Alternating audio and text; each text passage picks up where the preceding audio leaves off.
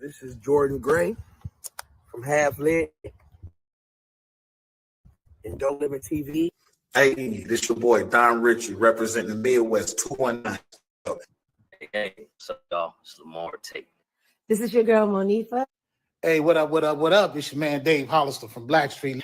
This is right here. This Trigger Church in the building. Hey, what's up, y'all? This is your boy Jason Weaver. And when I'm back home in the Shy, I'm checking out Dope Living TV.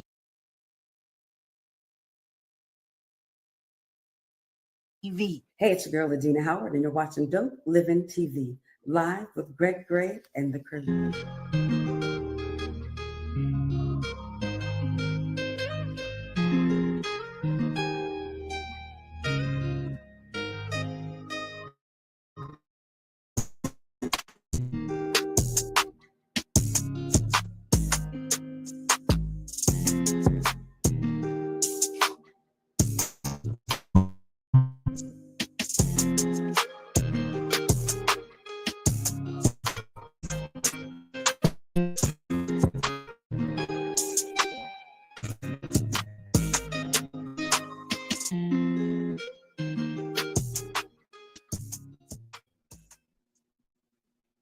What's up? It's your boy Greg Gray. It's Dope Living TV Live.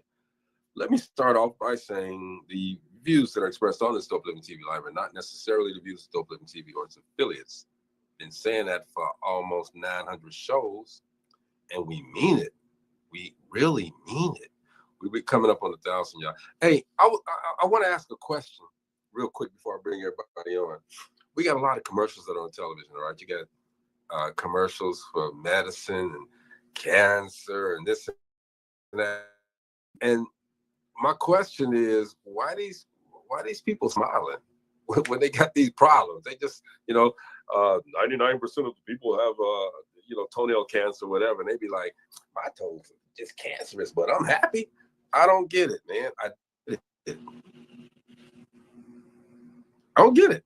They happy they still living. They happy they still breathing. Man, show me some, right? Show me some realism. I look, oh, my toe is just cancerous. Oh, Lord, have mercy. I just can't take it. They don't want those people on there. Man, that's a real commercial. They want it to look like I'm taking these pills or injections and I'm doing much better. Yes. Show me the before and after of the toe. I want to see the before and after of the cancerous toe, okay? That way I know that the medicine is working. I know you feel me, Mo. Yes, I do. Y'all see, I'm out here in the world. In the world, just chilling. In the world.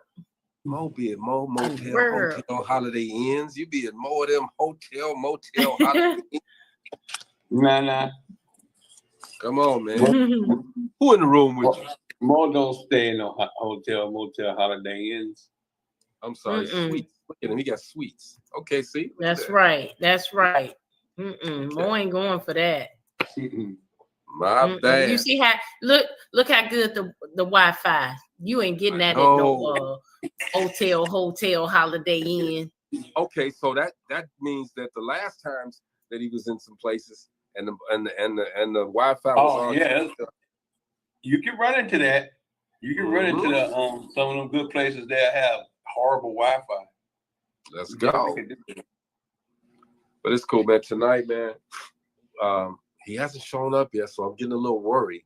All right, but this guy has a story to tell. Now, he's had a bunch of tragedies in his life, but he's worked through those. And most times when a tragedy happens, man, people normally give up. They give up and say, okay, it's going to take me. It's going to take everything in me to get past this tragedy. But I don't have the strength to do it. This guy, he had the strength to do it, all right?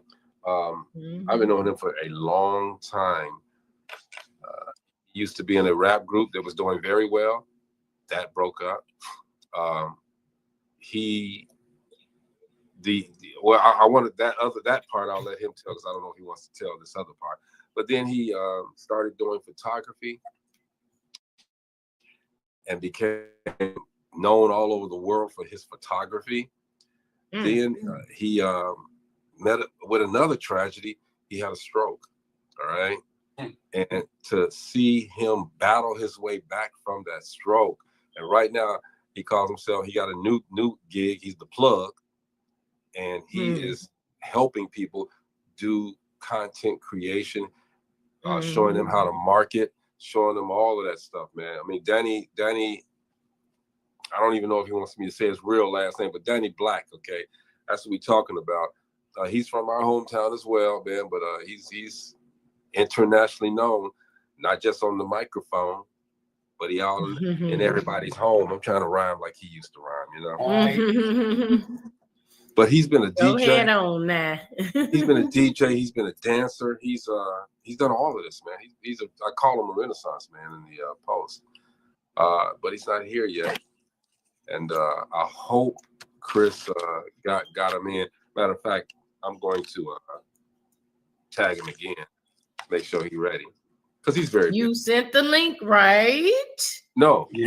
I told Chris to send the link. I called Chris, and and Chris said he just talked to him on the phone, sent him the link, and said everything is good.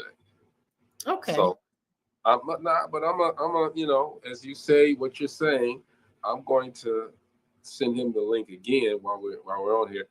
But I mean, today, man, I expressed to you all yesterday how I knew 5 people from the hood, from the neighborhood that passed away. Doesn't that set like a precedence for you to start? Not you per se, but everybody to start recognizing these people.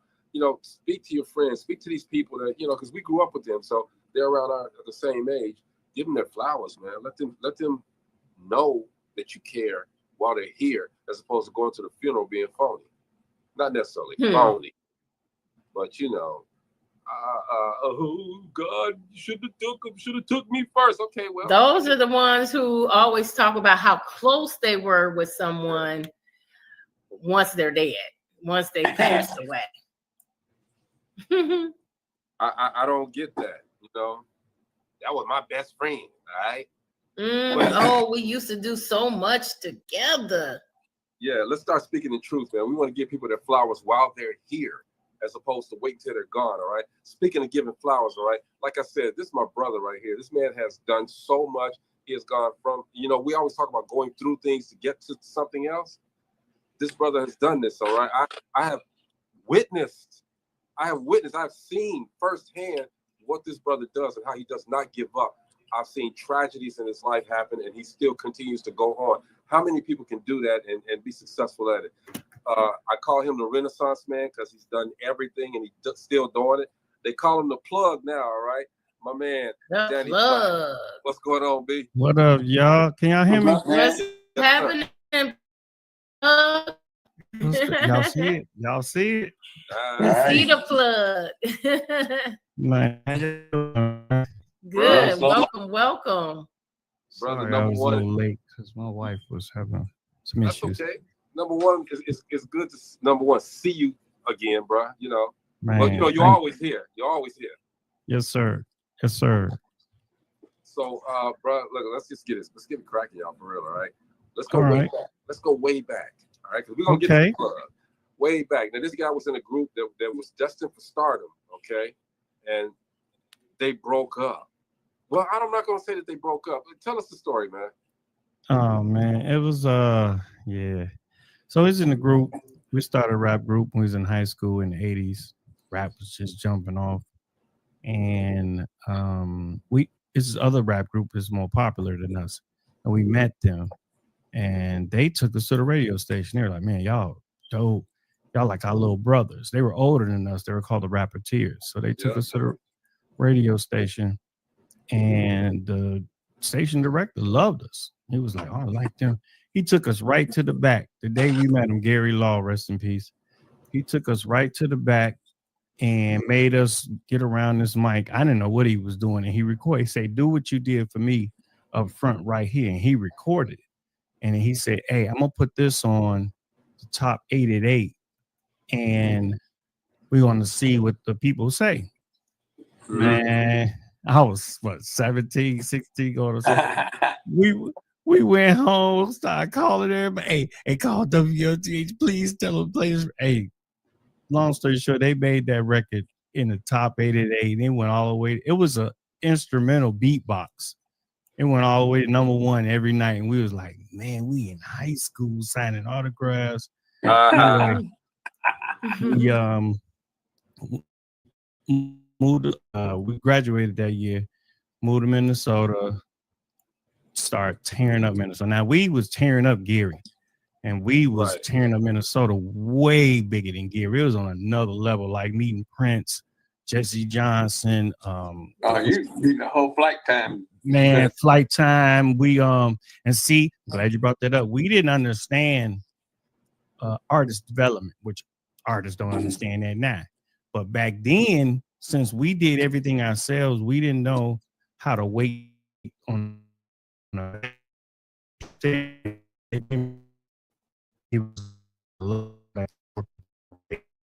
so we learned to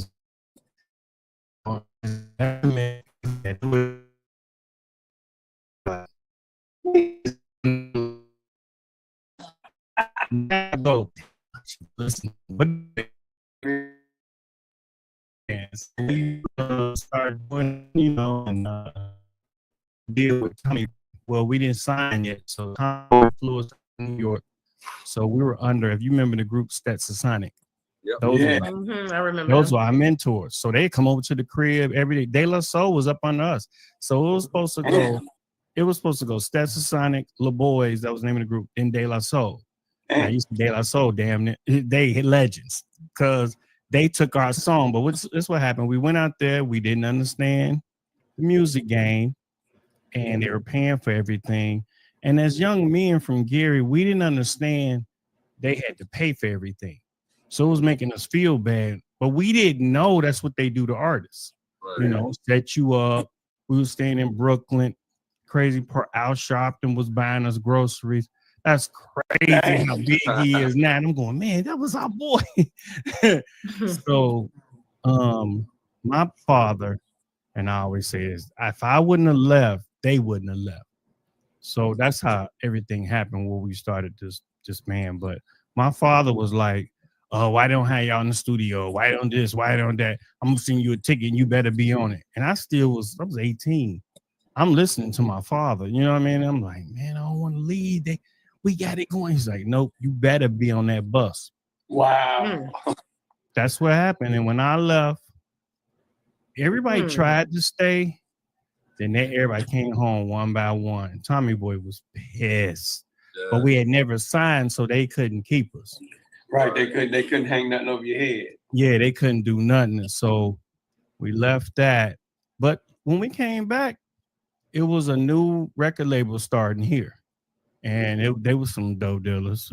Big time drug dealers. Yeah, so they had a rap contest and we won it. And whoever won it got the record deal. So that's how we got the record out, Quiet Storm. So we had the record out. We was doing good. I mean, man, we was touring. We was opening up. It was like, dang, this how I feel to really make it. I'm a teenager, and it's in the 80s. This one, it was hard. So what happened, man, one of our members didn't want to do it no more. He became really, really spiritual. And he was like, man, God don't want me to do this. And I'm like, right when Jive was about to sign it. So we about to get $165,000 signing bonus. That's a lot of money back then. And I'm going, huh? You don't want to do what? And our manager was so cool, he let him go. And he told me, he said, I can keep you under this contract.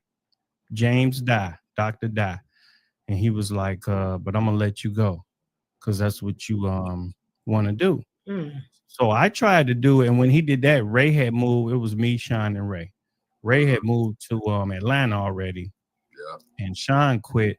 So I'm by myself. And they tried to put these guys, they were real cool with me. I loved them, the twins in the group. So it was 3 of us, but it wasn't, people didn't really like the group the way it was then. Wasn't the same. So, yeah. And then I still was going to do it. They was going to do me solo. But then my fiance at that time got killed. That was the other tragedy. That's the tragedy I was telling them about. I said, I'll let you. I can't say it. So. Yeah. that like broke everything. When that happened, and she was so big, and her mother was so big in the drug game, that it was like what's that lady name? Griselda Blanco. That was like her mama. So Wow. that was like my mother-in-law. So she loved me, but then when they executed all them, her mom, and her twin sister killed them all. Killed them all the same. Was that in Gary? Yep. Yes. And left my baby. My baby was there. She's 35 now. Yeah. She was 2 months in. That's all. That's the only person they left alive. So when I remember this, bro. I'm telling you, I remember all of this. You know how I it's feel so like I crazy. remember that story too. That's when remember that Greg story. was starting the dance show. Yeah. And I was supposed to be on the dance show, but I moved. Yeah. I was like, man, we about to be on cable TV dancing. And next thing you know it, I say, my father was like, you got to get up out of here. I'm like, no, I don't want to leave. He's like, nah, I heard they was looking for you. And I was like, okay. So that's when I left it. That's why I wasn't on the show. Because I moved to Atlanta.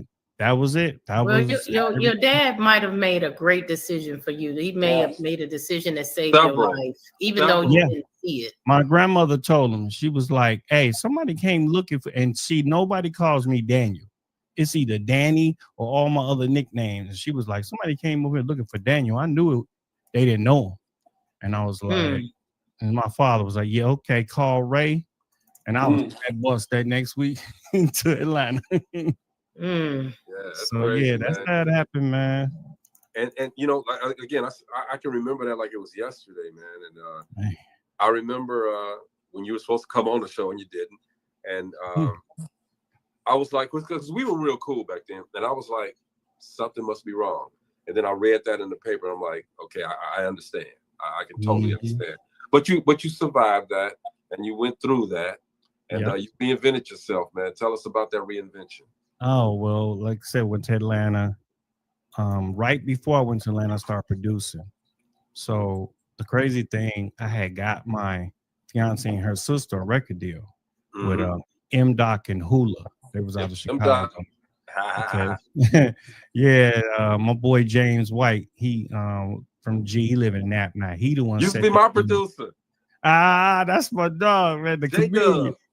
Yep, J-Dub. J-Dub set it up and he got us the deal. Well, got them the deal and we started working on the album, me and J-Dub. But that happened. And so, but I started to, J-Dub was teaching me how to produce. So that's when I became a producer. And I said, okay. So when I went down to Atlanta, I was producing with Ray, what's them little boys' name? They stayed in our apartment, ABC. They stayed in our apartment complex. Well, the two lead singer brothers.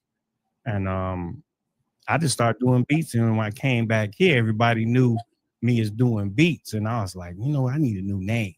Because, so I don't know where. I was really into Lexus trucks. So when I came back, I saw my buddy, Jay Graves, big time sports announcer now. He had just won the rap battle at BET. He's like, yo, man, I want you to help me do my album. So I started helping him with his album. And he said, man, you're gonna need a name for the credits. And I was like, man, I love that Lexus truck, man. I love that Lexus truck. So everybody started calling, we gonna call you Mr. Lex. I'm like, I like that. Yeah. So that's how I got that nickname. And I've been Lex. Vernon still call me Lex. He does. Yeah. He does. So I've been Lex for the longest. You called him Vernon, but we talking about Chris. Y'all. Okay, I didn't know. I know him as Chris Mills. Yeah, I know him as Mills. I just didn't want to know. I know. You know what I mean? That's like my little brother, man. Like I'm Greg's little brother. We just flow down the line. Yes, sir. So I started producing and I started doing really good producing. I was on the charts and doing my thing, reinventing myself. And then another tragedy. I was married at that time. Yep. Then bam, got a divorce. Yep. And when I got a divorce, it just took music out of my life. I was like, man, it's because it's music. I'm divorced. I hate music. And you talking about somebody that love music. So I stopped doing that. And I just started working. Mo down there saying, boy, I know what you're saying. Man, it was like it hurt so bad, man. And I tell men, my mom died when I was 8, but the divorce hurt me more than when my mom died. That's how much pain, because I knew I was losing my kids. Yeah. And my little babies was like, that's your world. And I'm like, I'm not gonna be able to see them no more. But anyway, so I started just working, making seats. I remember that too, bro. God, man, I started working making seats, and one of my guys, Jerome Lynch, I saw him taking pictures, and I'm like, I want to do that. I always wanted. I can't afford no camera though. Nah, I can't afford to do. I made $10.50 an hour, so y'all go triple this. So I'm doing it, but I'm watching him take pictures, and I'm just watching and studying. So I started taking pictures with my camera. With my phone.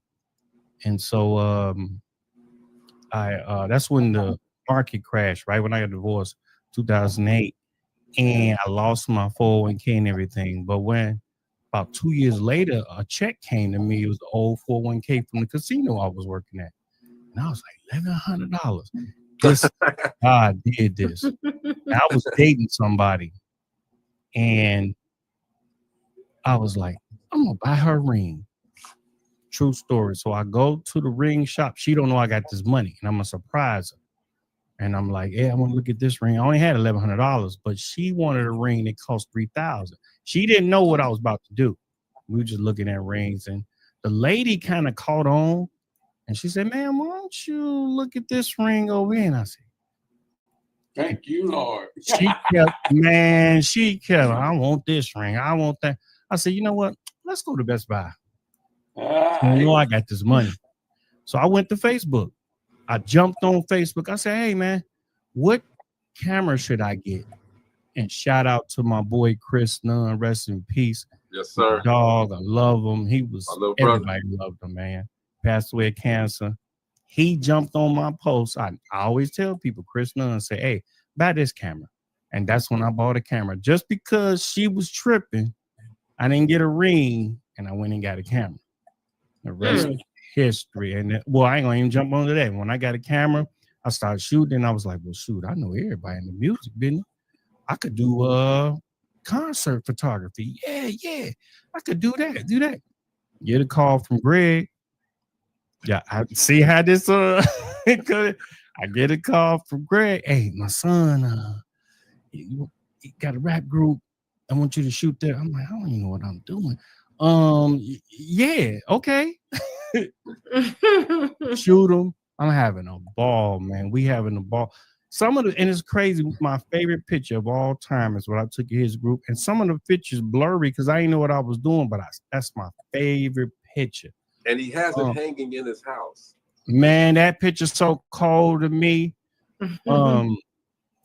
So I'm leaving, and Greg pulled out some money. I'm like, what this for? So I'm paying you. I'm gonna be your first client. I don't know exactly how he said it, but that's how he did it. And then called his son over, and we all held hands, and he started praying for me. I did. He said, "You about to what? Not Greg. Man, he was like, you about to travel the world. You about to become one of the biggest photographers out here." And everything he said came true. Everything he prayed Let me interject on this, man. Now, I told him, because this is what I told him. I said, he said, no, bro, I'm doing this. I said, look, dude, this is what you're doing. This is what your profession is. You should be paid for it. Make sure that you get paid from everybody. And here, I'm paying you. I'm gonna be your first customer, okay? But even through that, as he left, because he did it again for me too. As some cold pictures, y'all, man. If y'all saw these pictures, matter of fact, I was gonna grab one, but if y'all saw these pictures, okay, my guys didn't even know what to do. They were like, "Oh my God," and I'm like, "Yeah, we're gonna make this happen, all right." But I called Danny again. I said, "Danny, I'm gonna be at this concert, all right?" And Danny, you go ahead and tell that story, bro. Man, he was like, "Yo, be at this concert. You gonna be Rick Ross." Man, it's so hard to say. It ain't hard to say, but he said, "You gonna be Rick Ross, personal photographer, personal concert." I said, "What? Rick Ross?" Me? You I'm heard all Rick in Ross. front of man. I'm all backstage. Front of that. Those pictures are correct. And you He know what took it the led picture. to? Huh? I'm just gonna say that there was one picture he took of Rick Ross. It was black in the background. It was like that old Teddy Pendergrass picture with steam coming up. Oh, Took it this was picture, and Rick Ross cold, said that's the best picture he ever had. man. Go ahead, Daddy. I was gonna say, you know what did? And see, I was there early. Greg told me to get there and do the early. and I shot all the groups that opened up for him. And that's how I met all them groups because I started posting them pictures in every group. Man, you was who was that? And to this day, one of the guys, we super close. I taught him how to shoot. He's one of the biggest videographers. His name is Hollywood. He done shot so many video. He's like the man in videos. And I met him that night because I posted their pictures. I met a lot of people, and that like just catapulted me, you know, to the next thing. So yeah. Yeah, Greg took care of me. This dude said, Byron said, did Greg let you photograph him? No. Nah. Say that about me. No. You know what, too, Greg? You don't even remember this. So Greg been putting me on. So he brought me down to the radio station. They were down there. And I know he don't remember it. It was this man. I don't even remember him. It was a short guy. And Greg said, come here, I want you to meet this man. Millionaire dude. Sure, you don't even look like a millionaire walking around. He owned a lot of radio stations. I don't even remember his name. And he said, yeah, Greg told me, you know, you the best photographer out here. And I said, nah, I'm all right. You know how we do. Nah, I'm all right. And he was like, well, you just lost the customer. I was like, what do you mean by that? He said, you don't never. He already told me you was the best. So I'm already, you know, basically sold.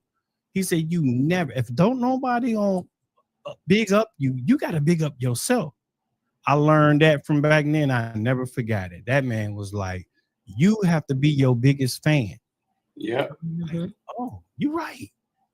I never forgot that, man. Yep. Yeah, so that's what I did, man. Started taking pictures and doing that. And been all over the world taking pictures now, y'all. Man.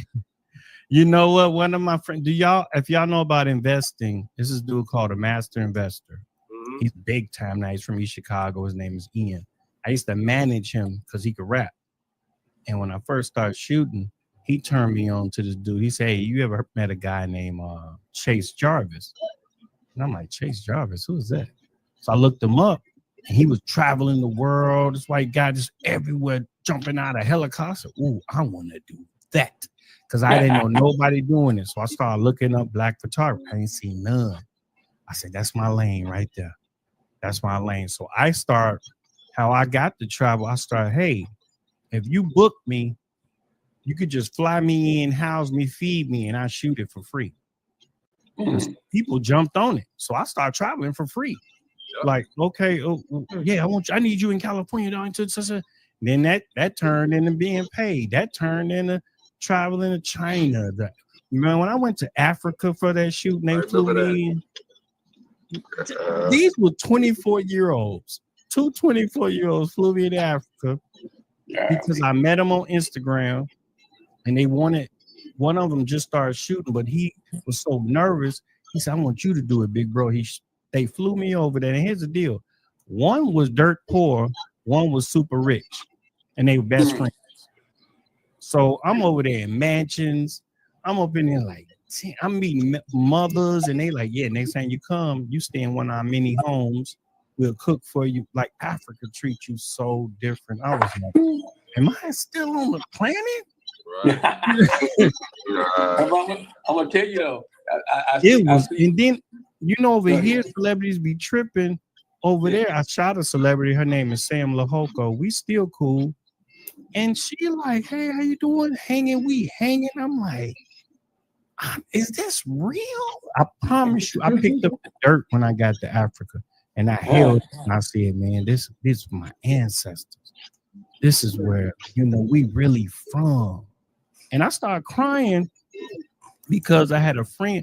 Let me tell you, God be working. When I tell you God work. So, true story. I go on Facebook. I always run to Facebook. And I say, hey, I got a chance to go to Africa and I can go to Dubai. Which one would y'all rather go to? Dubai. Let's say it was like 100 things. Everybody said Dubai. I'm like, Yeah.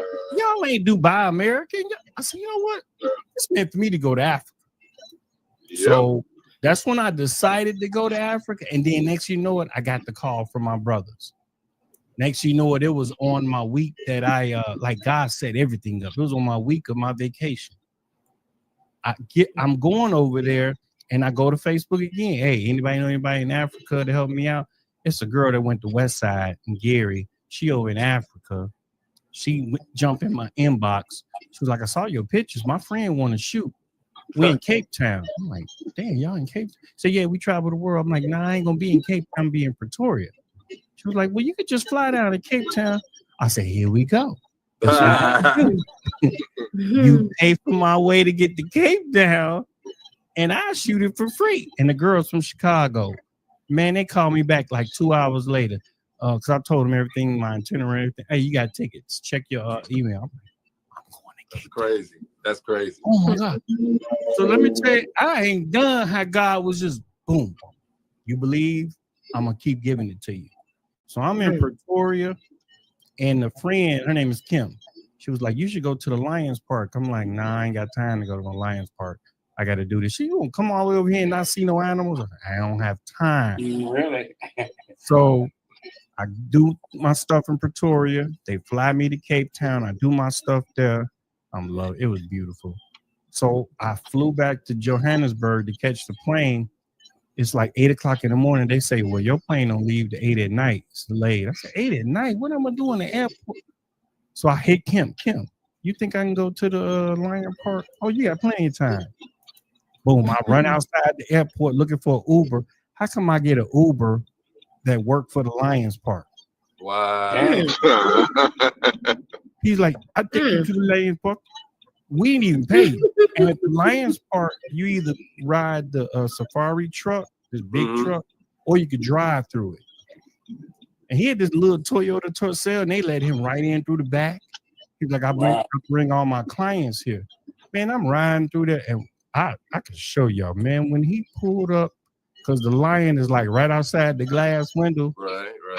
And when he walked up to the car, I'm looking at that lion. He looking at, and see, everybody think he's looking at me because I got the picture with him right in my face looking, but he was looking through the glass at his woman. He was just asleep. His woman got up and walked around and went over by them other lions. So he walked up and he everybody, how did you get him to do this? Dude, he wasn't looking at me. He looking at them other fools like, this my lady. Don't act fool. So he walked around. I was like, dude, a lion right up, the king of the jungle. So yeah, I got to do all that, man. God was just blessing me. Well, that I don't know if I'm gonna call you Lex, Daniel, Danny. Did I tell you? Call you that. Don't call him. But you're right. But he's the one that told me. He's like, man, Dubai is cool, but Dubai ain't rich. They get all their sources from Qatar. And then he had me doing my research. Yeah, he had me doing my research off that. Yep. Qatar, the richest place on the planet. Dubai went bankrupt twice, and Qatar bailed them out. People don't even know that. I was like, I didn't know that. Man, it is. We are talking with all my brothers and sisters on here now, but we talking with little brother Danny Black, man. I call him the Renaissance man because he's done just about everything in this business that you can do. And still is reinventing himself as we speak. Okay, now, bro. I mean, you know, you've done all of this. You photography. You world known now. You're doing not necessarily family photos, but you making sure that these people are looking. And I used to tell you they're looking through your eyes. Okay, you taking God's pictures, man. Okay, this is the way that I remember a picture you took, and I was like, I was kind of mad at you for taking that because we could have lost you that day. You walked out on the lake. Oh. You walked out on the lake. It was icy, but you walked out on the lake. You laid your camera there, and you walked out on the lake, man. Wow. I know you're thinking, and I know you're creative, but damn, bro. I was, you know what? That's when I first started, and I was so busy trying to compete with everybody else. Yeah. And it was when we had the polar vortex. So, the cars was so trapped in, I couldn't get out because I stayed in Miller on the beach. and this lady car was in the way, so I had to call off work. But I'm right there by the beach, so I said, I'm gonna walk over there. So I got all my little clothes on. I walked there. I said, ooh, I'm like, and the lake frozen. This Lake Michigan. So I said, I'm gonna walk out here. And I was, man, my heart was beating so fast. That's crazy. Man, I'm on the Lake Michigan, way out there, and you can hear crack. I said, that's the lake. Oh, that's the ice cracking. He was out there, y'all. He was y'all way don't out see there. me tiptoeing. I'm he walking. Yeah, I went out there and shot that boy. I was like, man, I got the coldest shot. That was like one of the coldest pictures ever I got. Yes. One thing about Danny, he is adventurous. Yeah. He's very adventurous, bro. I'm Creative, adventurous, all of that, bro. We got so many stories. Man. Yeah, we got so many stories, especially casino stories, bro. Oh man. Thank you. Look, we were on the first table that taught Jordan how to play craps at Majestic Stock.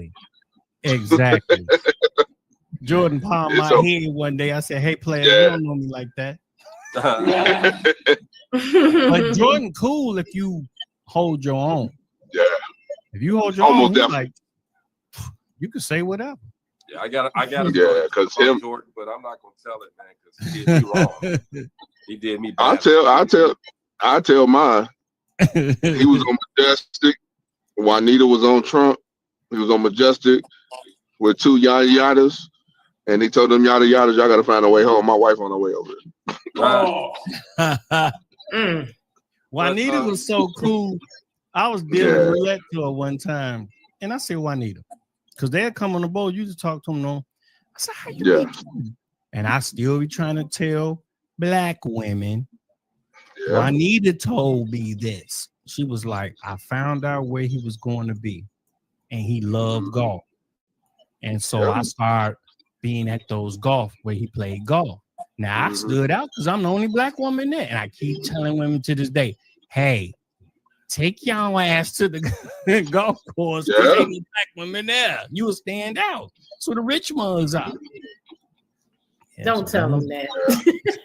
I mean, no, for real. You're gonna have every woman. But one of the honest things, sis, is that at the golf course is where businesses get closed, and if it's women playing golf, they gonna find them somebody there for sure. And it ain't like it's minimum wage people that's playing golf. You know what I'm saying? There's gonna be some people out there with some money for real. Yeah. So let me keep the story going. So okay. You world known now. Everybody knows who Danny Black is. Okay, you turn the A over and make it the V standing up, and they still say Black. All right. That was an accident. Hey look, and that's what I was about to ask him. Was that an accident? Because I do it all the time when I'm typing, and I go back and look, and I'll be like, oh man, I put a V there. It was I always go again, like I always go to Facebook. What y'all think about this? And when they say they don't like it, I always do it. Because when people say they don't like it, that means nobody doing it. That's right. So, I had just started using Photoshop, and I had to say it like this. When I first started, I didn't have a name. My last name Metcalf. I was not about to be Daniel Metcalf Photography. That I was like, that sounds trash. So everybody called me Danny, growing up, even though they still call me Lex, but everybody still know me by Danny. So I'm like, okay, I am Danny. That was my name. Right. Then a few people would hit me up. Hey, can I use the I am? I mean, respectfully, I was like, yeah, you could use. I'm like, no, I don't want to be I am Danny no more. So I know a guy, his name is Jesse Black, producer. He cold in the mud. And I always liked his name. And I was like, I'm gonna take that name. I gotta do something different. But why am I gonna call myself Black? They're gonna ask me that. And then I thought about it. Okay, I will always be Black and I'll always be Danny. And I said, that's cold. That's a dope story. When I started writing it, I'm like, because you see on my first early pictures is BLACK. And I wanted to stand out. So I'm like, how can I couldn't turn the A upside down in Photoshop. So I tried all night. And I'm like, how do you flip these letters? And then I tried to erase the little part of the A and I couldn't do it. So I just threw a V right there. And I was like, That's it. cool. Let me go to Facebook. I went to Facebook. Everybody said, man, it look like Bluck. That's ugly. Man, don't do you messed up your name. Even my daughter said, Danny, that's call me Danny Bluck to this day. And I'm like, okay. Yeah, That's but you know what's crazy? What's crazy? That started everybody's yeah. when they see Black. Danny, is this you? I'm like, nah, that one ain't me. That's because Paris, Black from Paris blew up. Like they're real big. So you'll see a luggage and they took my damn same letters. They did. Same font. Same font, yeah. I'm like, that's what the hell? So that's how I got it. Accident. So, bro, let's fast forward a little bit, okay? I want to get it all in. Okay. So you doing everything, you living your dream, and then God called you. God called you. Man, you talking about that? Okay, that's why I can't close my hand now. I'm at work, and I rarely get sick, and I was doing 8 to 12 miles on the beach, up and down. You know, that's how I do. Right. And I'm there, and my wife needs. Well, she's my fiance, but I always call her my wife. She needs a kidney, and she was down and up, down, and up. So I'm talking to her at work. She's like, baby, I need to sleep. I'm like, all right, cool. So I'm at work chilling. And forgive me for saying this. Hope y'all don't get sick of it. I had to throw up. And I threw up. And I'm like, I don't throw up. What's wrong with me? So I'm sitting there. My hand got numb for a little bit. And I'm like, all right. 30 minutes later, I throw up again. I'm like, what is going on? I ain't feeling good at all. But I'm still doing my job and everything. And I started walking to the restroom, and I started walking to the side like, what? Oh, wait a minute. Am I dizzy? Okay, let me go back. I throw up again. Now, mind you, it's from 11:30 to 3 now. I'm having a stroke and don't even know it. I could be way better right now if I would have took my butt the first time I threw up. I threw up 4 times. Now, mind you, it's almost 4 o'clock now. From 11:30 to 4, I'm having a stroke and don't know it. So I just said, hey, man, y'all call them people because I think I'm having a stroke because I Googled it. And they came and got me. And I walked to the ambulance and everything. They said, can you walk? I said, yeah, man. So here's the crazy part. My wife just had a stroke November 6th, the year before that. So it's November 1st, the next year. And she had I didn't know there was different types of strokes, and she had a TIA. So when they said, yeah, you having a stroke, I'm going, oh, that's TIA. I'll be straight. You know, I didn't know I was having a major, my brain was bleeding. I didn't know that. I was hemorrhaging. So yeah, it was too late for them to operate. I had to go early, and then they could have caught it, and boom, I probably wouldn't have been the way I was. So I was there. And my wife finally woke up. She called me, and they make you do this. And I was still doing this. And I was like, oh, I'm good, babe. I'll be up front. I'll be back to work in a month. The next day, I woke up. Everything went to sleep. From my neck to my toe. It looked like, y'all ever slept on your arm and can't move it? My whole side of my right side. I'm looking at it, and it won't move. I'm like, oh.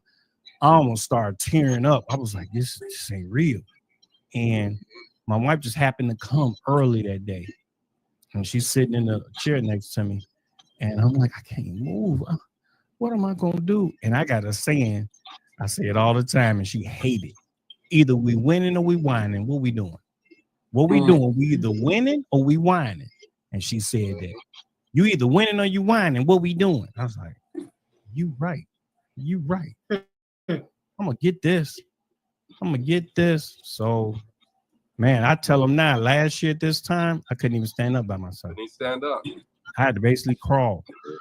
This year, 3 days ago, I was in New York, baby, Times Square, making content, filming videos, walking all around, dancing on a 360 camera. I said, look look at me. I was so happy. They was like, you having fun. The ladies that seen me. And I was like, man, I couldn't walk last year the same day. The same day. Today I'm doing my thing. So I was in the hospital, and a good friend of mine, she hit me up in instant messenger. She said, document your comeback. I'm like, huh? She said, that's your duty. That's your job. I said, my job, man. I'm thinking myself, my job. She was like, that's your job.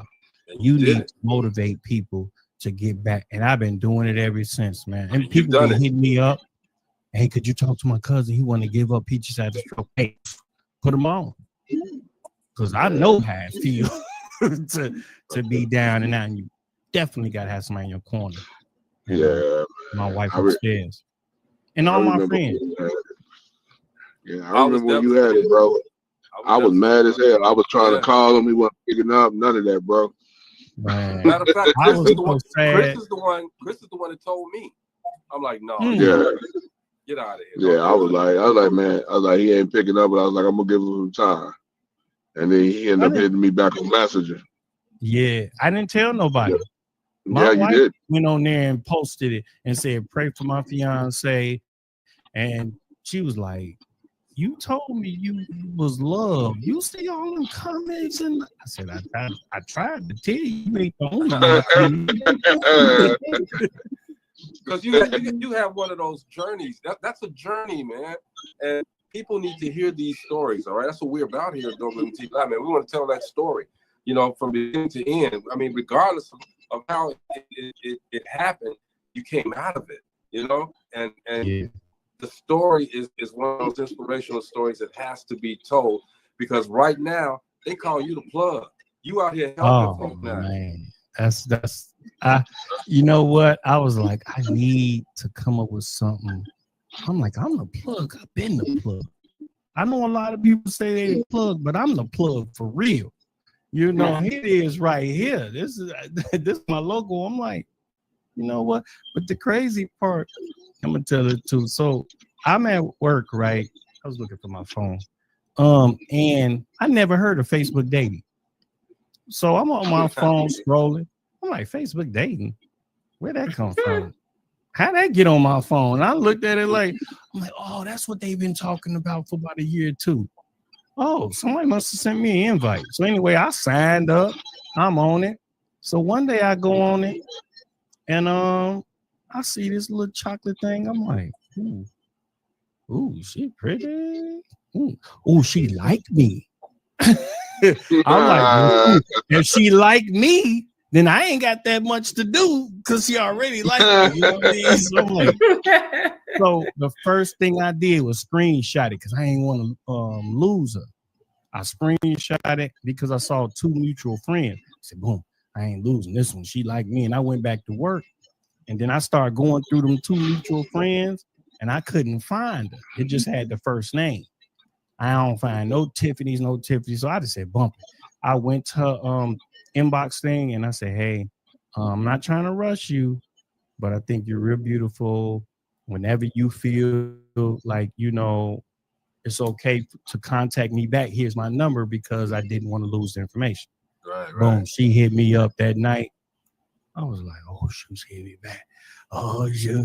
We talking, we going back and forth. We found out we got the same dogs, Geminis, like the same thing, travel. I'm like, man. So here's the deal. As a photographer, her makeup was flawless. So I was like, hey, can I say something? She's like, yeah. I said, your makeup is flawless. You ever thought about doing makeup? Now, she one of the top interior designers in the world. I don't know this. And I'm telling her, she can do makeup. So she's saying, nah, I'm pretty good with my career. And I'm thinking, I think you are. I'm trying to tell you something. You should listen. I don't know she's famous. I don't know she's famous. So she go, yeah, I just started following you and see your Instagram. I said, yeah, I'm on Instagram. So I got like 90,000 followers. I'm like, yeah, I'm on Instagram. This is who I am. Go see. So she say, oh, okay, I'm following you. I'm like, yeah, I know she impressed. Now see my picture. I see blue check following me. I'm like, who's following me with a blue check? Tiffany. Oh, and I'm talking all this. She said, you see me? I'm like, yeah, I see you. Okay. My whole conversation changed. I'm like, yeah, okay. So how you doing tonight? We're not gonna put her out there. We're gonna put her out there. She's been on television for a while, y'all. 13 years, and I don't know. And he didn't even know. Man, it was crazy. She got her own show on HGTV. I'm sitting there going, Tiffany Brooks, HGTV. Oh my God. And it's so crazy. When we went on our first date, it was just perfect. You know what I mean? And what made me really like her, because I'm like, dang, this girl can buy my life. So that's do it. So I'm thinking, how can I even take her out anywhere? And what? Dang, she probably had everything. So crazy part, she was like, leave your Jeep here. We're gonna ride, a little BMW. I'm like, she tried to show out. I'm like, yeah, so she said she liked Cooper's Hawk. And it's during the time where you had to have vaccines and all that. And so we go to Cooper's Hawk. I didn't have a vaccine, so they was like, you can't come up in here. And I'm like, oh, okay. And man, what made me, it's two things that happened that night that said, it's her. She was like, we can eat in the car, like a little picnic. I'm like, huh? She want to eat Tiffany Brooks? Okay, all right. And then she looked at the menu and she saw so much. I never forget it was $38. She said, ooh, this is $38. Is that cool if I order? Is that too much? Wow. Wow. $38 ain't yeah. And we ain't been apart since, man. It's almost 3 years. That's a beautiful love story. Upstairs. It is a story, Gene. This is an entire story. That's what I was saying, man. Which I'm glad, sometimes when I'm gonna call him out. Sometimes when I reach out to Danny, he don't answer. All right. He don't answer. I probably don't see it. So I told Chris yesterday, Chris, I want to get Danny on the show, man. Can you he'll probably answer you because you out of town, all right? So Chris called, you did it, man. You came through, man. The plug is telling everybody about how to get their content together, how to get their visuals together, but what cameras to buy for this and that, because y'all see his picture's flawless right now. Tell us real quickly about what you do with the plug. Okay, with the plug, I just started saying, you know what, I'm gonna help people create content because people are always inboxing me, Danny, I'm scared to do this. And I met a guy in Atlanta and he's mentoring me and he tells everybody to start a podcast.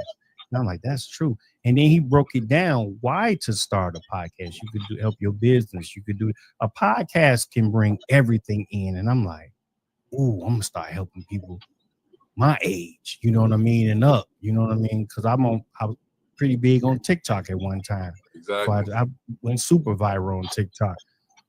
So I was like, okay, let me help people older.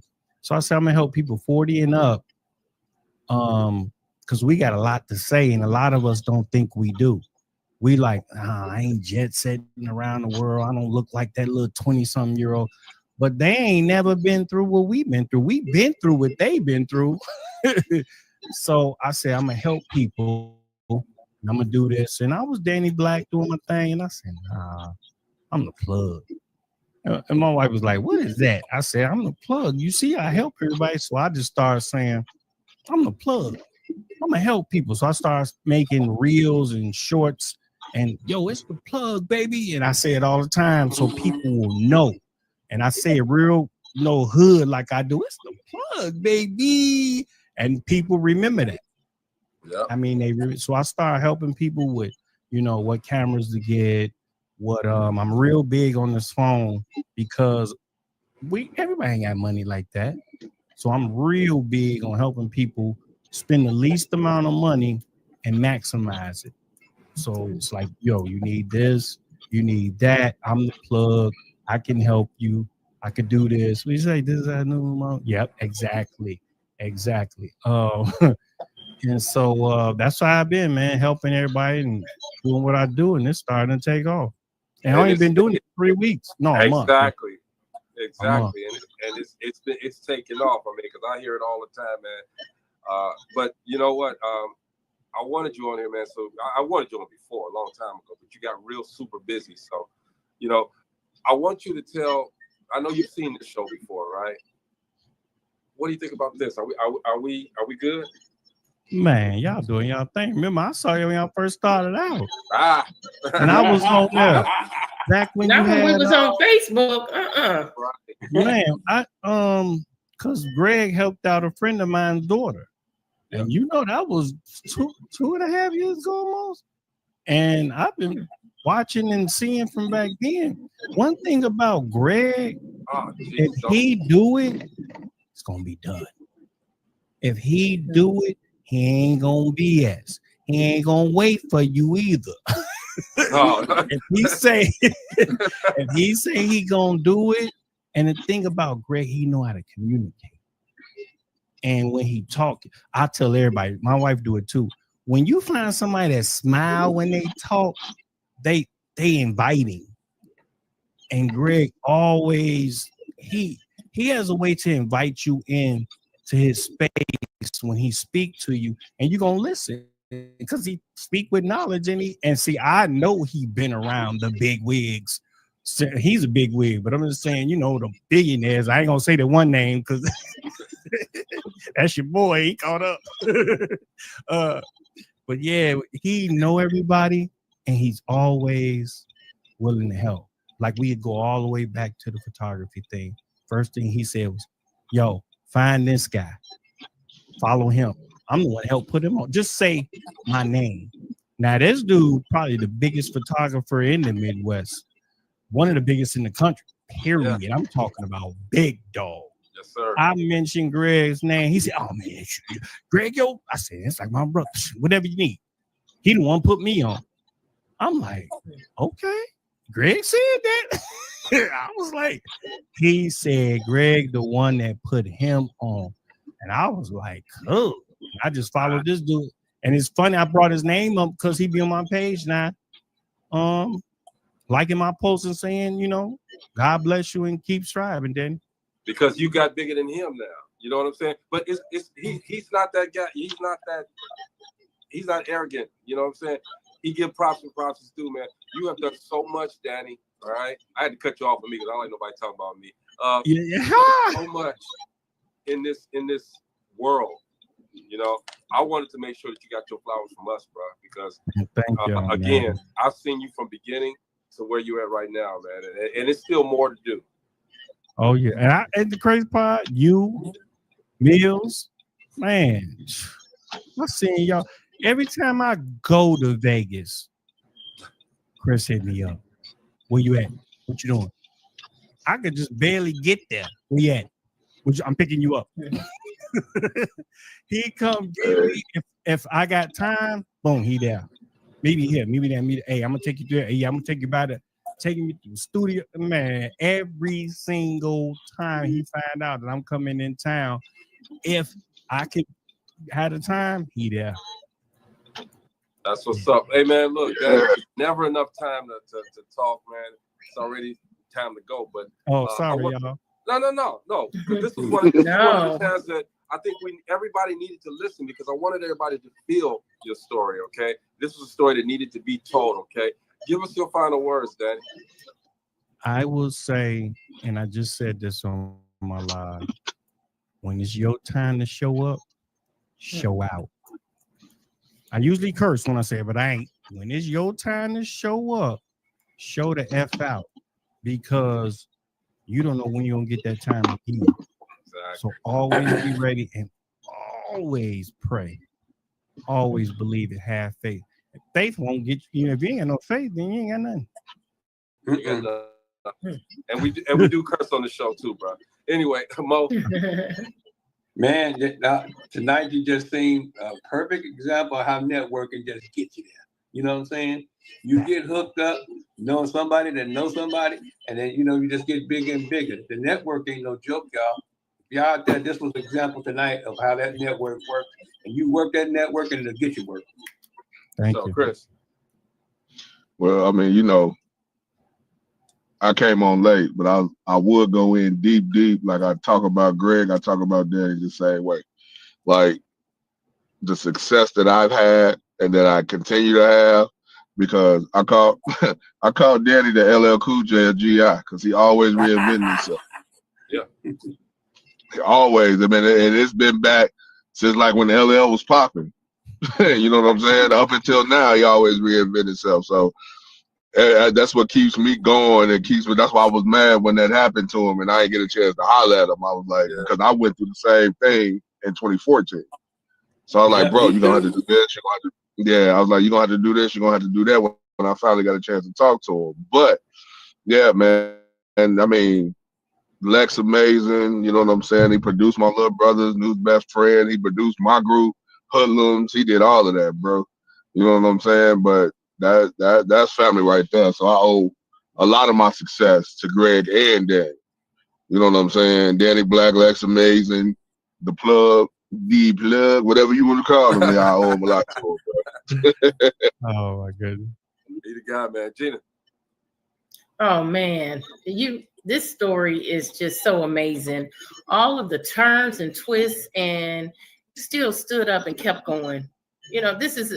I'm telling you, I got a family member right now that need to get in the hospital because of high blood pressure. I've been walking around since February with blood pressure so high, and I'm steady telling them you at stroke level, like you can.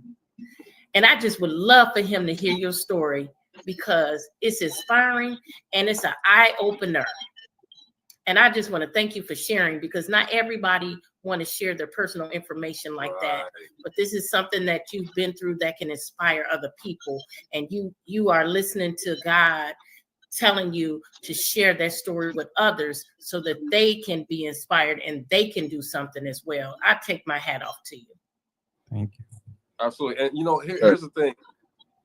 You want to say something? Yeah, I want to say something before you, because I know you always close, and I'm just going to tell them one quick story. We at Horseshoe Casino on the crap table, and I come to work one day with a iced out watch, iced out bracelet, and the iced out chain. He's like, man, take that shit out. We ain't going to get no tips. Like he don't need it. Out of that. He's like, take that off, real. Hey, Ludine, I love this picture, man. But hey, there was a time I remember, and I'm going way back real quick. Danny and the boys were coming into that club that was on 15th Avenue. Oh, Land Fair. Land Fair. And that's the one I told y'all. Teddy Pendergrass owed me money.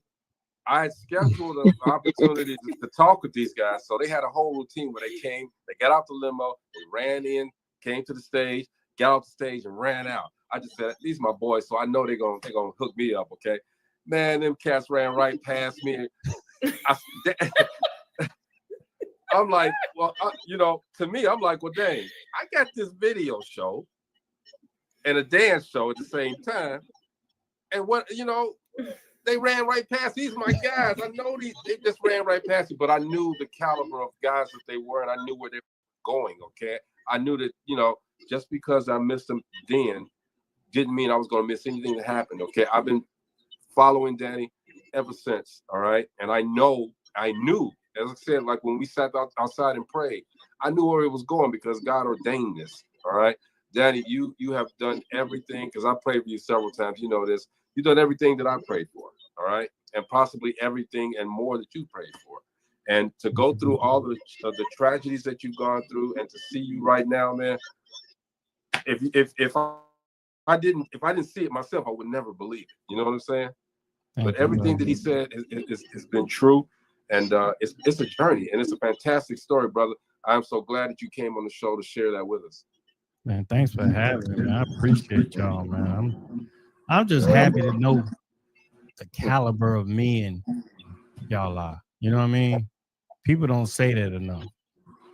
Besides the family, the friend, the caliber of men and black men. And I'm not, saying knocking nobody else, but we need men like that.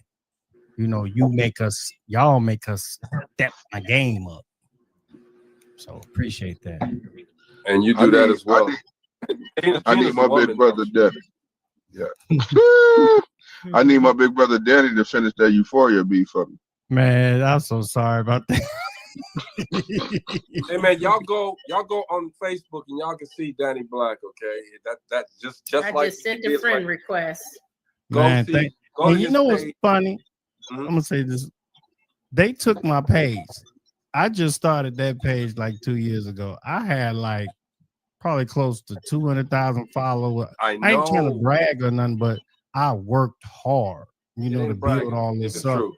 It ain't And I'm bragging. just starting it all over. And my friend was like, damn, every time you start, some people come. I said, because I be on it all day trying to work. Because you genuine, bro. Because you real. You know what I'm saying? That's what people gravitate to real. It is work. People gravitate to real. So, and speaking of reels, we got to start doing reels too, y'all. Okay, so let's just make it. Danny's matter of fact, man.